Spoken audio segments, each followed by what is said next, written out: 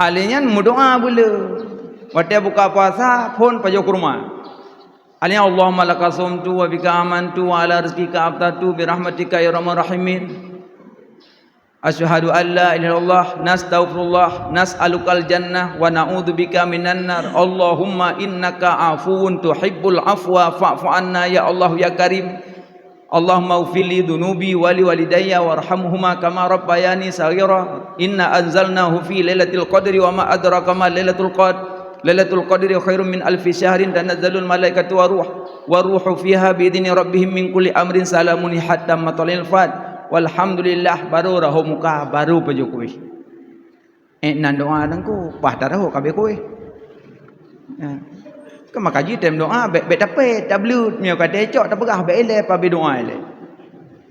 Ya kadang-kadang tanya doa segang bororom. Bororom labah buk keban doa. Buk mesti lihat dalam doa. Ya Allahumma lakasumtu wa bika amantu. Begak dalam doa. Mustajabah doa bulan Ramadan.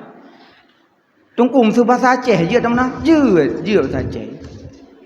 Nya bahasa Aceh benar he bawai. Bismillah. Alhamdulillah. Selawat. Bismillahirrahmanirrahim. Alhamdulillah alamin. Allahumma salli ala sayyidina Muhammadin wa ala alihi washabihi ajmain. Yang bahasa Aceh je. Yang bahasa Aceh kok le je tu.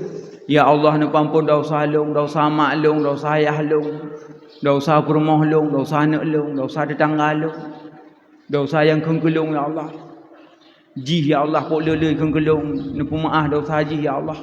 Ifitnah long, nepu maaf dosa jih ya Allah.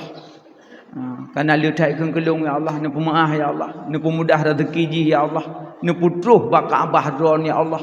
Ya, yang kurung kun kedanya menan dalake. Lihat dalake akan lepas ya umrah ya Allah jih akan lepas long tinggal.